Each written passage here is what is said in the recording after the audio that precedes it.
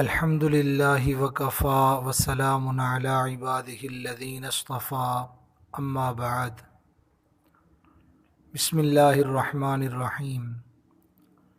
وضو کا طریقہ بیان کیا جا رہا تھا، اس میں ہاتھوں کے دھونے کا کیا طریقہ ہے، کلی کرنا، ناک میں پانی ڈال کے ناک صاف کرنا، چہرے کا دھونا، بازوؤں کا دھونا، ہاتھوں کی انگلیوں کا خلال، یہاں تک پہلے یہ باتیں آ چکی ہیں۔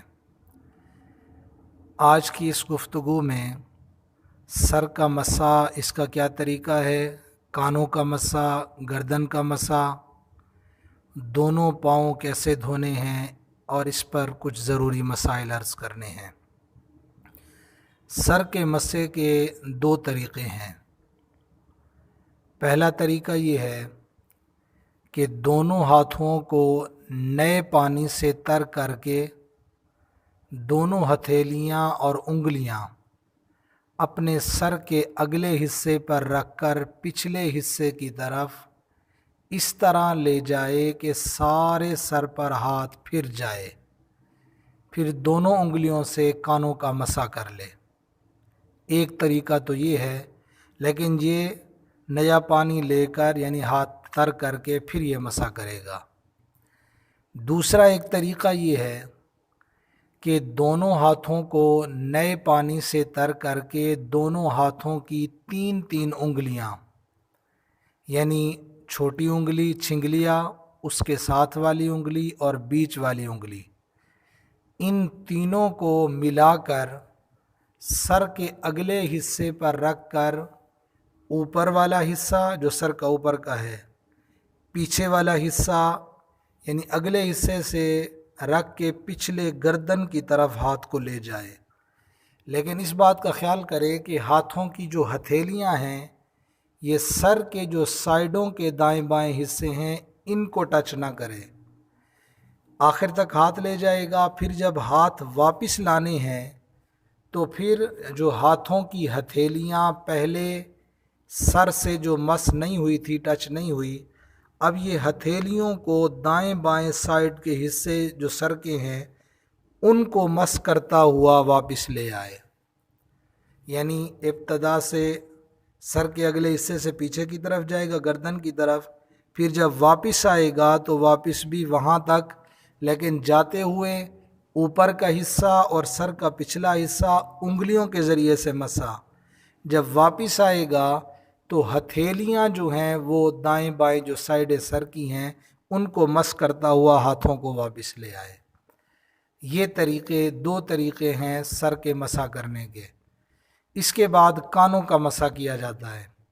اس میں اس بات کا خیال کرنا ہے کہ اگر سر کا مسح کرنے کے فوراً بعد کانوں کا مسح کیا، یعنی ہاتھ نہیں اٹھائے، ایک ایک سر کا مسح کر کے ہاتھ ہٹا لیے پھر کانوں کا مسح کیا، اگر پھر کانوں کا مسح کرتے ہیں ہاتھ ہٹا کر تو اس کے لیے نیا پانی یعنی ہاتھ تر کر کے پھر کانوں کا مسح کیا جاتا ہے۔ اگر سر کا مسح کیا اور ہاتھ نہیں ہٹائے فوراً کانوں کا مسح کیا تو پھر کانوں کے مسح کے لیے نیا پانی لینے کی ضرورت نہیں ہے، یعنی نئے سرے سے پھر ہاتھ تر نہیں کرنے۔ کانوں کے مسح کا طریقہ یہ ہے کہ انگوٹھے کی ساتھ والی انگلیاں ان کو کانوں کے اندر پھیرے، اور جو انگوٹھے ہیں ان کو کان کے جو اوپر کا حصہ ہوتا ہے جو پشت ہے اس کے اوپر پھیر لے، یہ کانوں کا مسح ہو جائے گا۔ اس کے بعد پھر گردن کا مسح ہے۔ گردن کا مسح کرنے میں ہاتھوں کی انگلیوں کی پشت، ہتھیلیوں کی پشت نہیں، انگلیوں کی جو پشت ہے اس کو پچھلے حصے کی طرف جو گردن کا پچھلا حصہ ہے وہاں پھیر لے، وہاں مسح کرے۔ پھر گردن کی اگلی سائیڈ جو یعنی سینے کی طرف ہوتی ہے اس پہ مسح نہیں کیا جاتا، یہ منع ہے بلکہ بدعت بھی ہے، یعنی اس طرح کرنا پھر گناہ ہوگا، اس طریقے سے نہ کرے۔ مسح صرف گردن کے پچھلے حصہ کا ہوتا ہے۔ اس کے بعد پھر پاؤں دھونے ہیں۔ پاؤں دھونے میں دایاں پاؤں دھوئے ٹخنے تک، بایاں پاؤں دھوئے وہ بھی ٹخنوں تک، تین بار دھوئے۔ لیکن اس کی پاؤں کی انگلیوں کا خلال بھی کرنا ہے، یعنی اس طرح کرے گا، پاؤں کی انگلیوں کا خلال اس طرح کرے، بائیں ہاتھ کی چھنگلیا کے ذریعے، جو بائیں ہاتھ کی چھوٹی انگلی ہے اس کے ذریعے سے پاؤں کی انگلیوں میں نیچے سے اوپر کی طرف خلال کرے، یعنی بایاں ہاتھ کی چھوٹی انگلی دائیں پاؤں سے سٹارٹ کرے گا، لیکن دائیں پاؤں کی جو چھوٹی انگلی ہے وہاں سے خلال کرتا ہوا انگوٹھے کی طرف آئے، پھر جب بایاں پاؤں آئے گا انگوٹھے سے خلال کرتا ہوا چھوٹی انگلی یعنی آخر تک اس طریقے سے جائے، تو یہ پاؤں کی انگلیوں کا خلال اس طرح ہو جائے گا۔